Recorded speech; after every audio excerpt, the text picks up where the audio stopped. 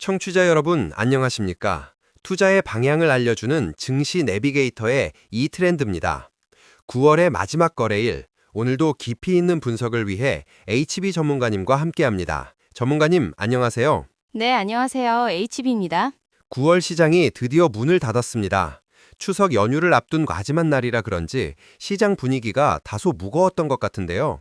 오늘 시장 어떻게 마무리되었는지 종합적인 시황부터 정리해 주시죠. 네, 오늘 양대 지수 모두 상승 출발했지만 결국 하락으로 마감하며 아쉬움을 남겼습니다. 먼저 코스피 지수는 전 거래일보다 6.61포인트, 0.19% 하락한 3,424.60에 마감했습니다. 장 초반에는 3,440선까지 오르며 좋은 흐름을 보이는 듯 했으나 오후 들어 힘이 빠지는 모습이었습니다. 코스닥은 하락폭이 더 컸습니다. 전일 대비 4.72포인트, 0.56% 내린 841.99로 장을 마쳤는데요.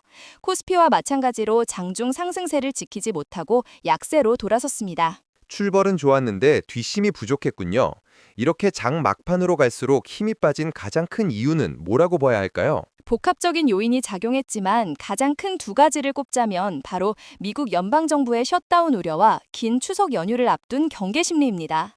미국에서는 현지 시각으로 10월 1일이 예산안 처리 마감 시한인데 여야 합의가 여전히 불투명한 상황입니다. 만약 셧다운이 한실화되면 글로벌 금융시장에 단기적인 충격을 줄 수 있다는 불안감이 투자 심리를 위축시킨 거죠. 여기에 더해 내일부터 주말을 포함하면 무려 7일간의 긴 추석 연휴에 들어가지 않습니까? 이 기간 동안 해외에서 어떤 돌발 변수가 생길지 모른다는 불확실성 때문에 투자자들이 현금 비중을 늘리려는 리스크 회피 심리가 강하게 작용했다고 볼 수 있습니다. 그렇군요. 미국발 불확실성과 긴 연휴라는 특수성이 맞물리면서 시장이 하방 압력을 받은 거네요. 투자 주체별 움직임은 어땠는지도 궁금합니다. 개인 투자자들이 시장을 방어하는 그림이었을까요? 정확합니다. 오늘 시장을 한마디로 요약하면 기관의 매도와 개인의 매수 대결 구도였습니다. 먼저 기관 투자자들이 코스피 시장에서 1,346억 원어치를 순매도하며 지수 하락을 주도했습니다. 반면 개인 투자자들은 코스피에서 865억 원, 코스닥에서 2,359억 원을 순매수하며 적극적으로 물량을 받아냈습니다. 개인들이 하락을 방어하는 버팀목 역할을 한 셈이죠. 외국인의 움직임은 다소 흥미로웠는데요. 코스피에서는 약 50억 원가량 소폭 순매수하며 관망하는 자세를 보인 반면 코스닥에서는 2,053억 원이라는 큰 금액을 순매도하며 뚜렷한 온도차를 보였습니다. 외국인이 코스피는 사고 코스닥은 대량으로 팔았다. 이건 어떻게 해석해야 할까요? 시장의 불확실성이 커질 때 나타나는 전형적인 현상 중 하나입니다. 외국인 입장에서는 상대적으로 변동성이 큰 코스닥의 비중을 줄이고 보다 안정적인 코스피 대형주 중심으로 포트폴리오를 방어적으로 조정한 것이죠.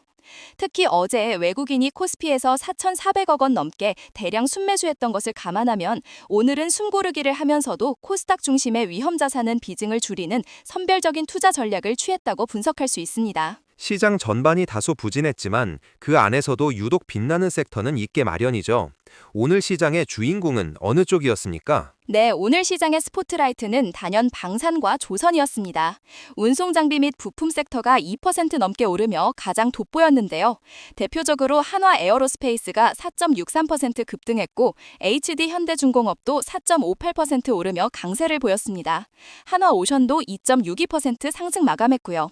반면 운송창고, 전기가스, 증권 섹터 등은 1% 넘게 하락하며 부진한 모습을 보였습니다. 방산과 조선주가 유독 강했던 특별한 이유가 있을까요? 네, 두 섹터 모두 명확한 호재성 재료를 가지고 있습니다.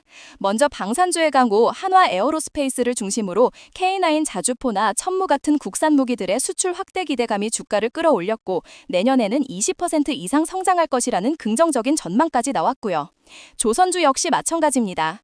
HD 현대중공업은 4분기 실적 개선 기대감에 증권가에서 목표 주가를 상향 조정하는 보고서가 나오면서 투자 심리가 개선됐고 한화오션은 한화그룹에 인수된 이후 방산 부문과의 시너지 효과가 본격화될 것이라는 기대감이 작용했습니다. 시장이 불확실할 때 이렇게 확실한 실적과 성장 스토리를 가진 쪽으로 수급이 몰리는 쏠림 현상이 나타나는 것이죠. 시장의 전반적인 분위기와는 별개로 개별 모멘텀이 확실한 산업재 종목들이 시장을 주도한 하루였군요. 그럼 오늘 증시의 흐름을 결정지었던 핵심 포인트들을 다시 한번 정리해 주시죠. 오늘 증시의 핵심 키워드는 세 가지로 요약할 수 있습니다. 첫째, 미국 셧다운 우려입니다.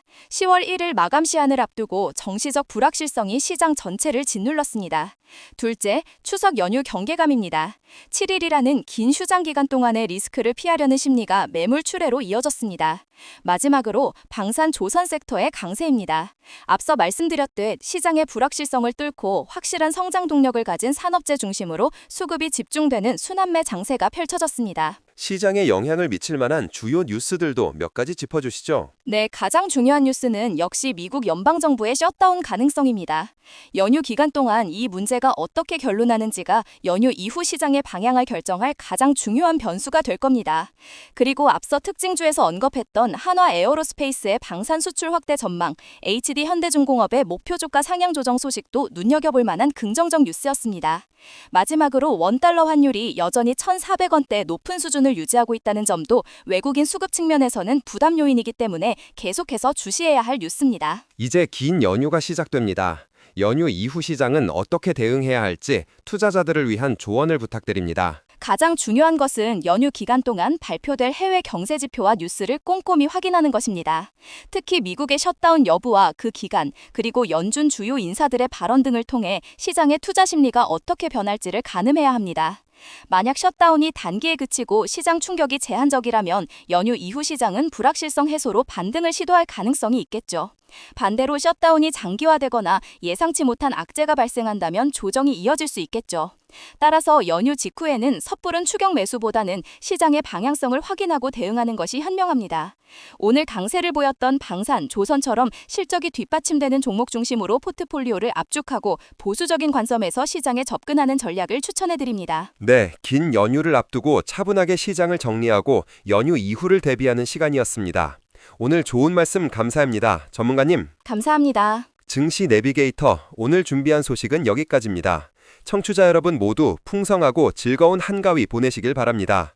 저희는 연휴가 끝난 뒤 더 유익한 정보로 다시 찾아뵙겠습니다. 지금까지 진행의 이트렌드였습니다. 본 영상은 특정 종목에 대한 투자 권유나 추천이 아닙니다. 투자 판단에 참고만 하시길 바랍니다. 모든 투자의 결정과 책임은 투자자 본인에게 있습니다.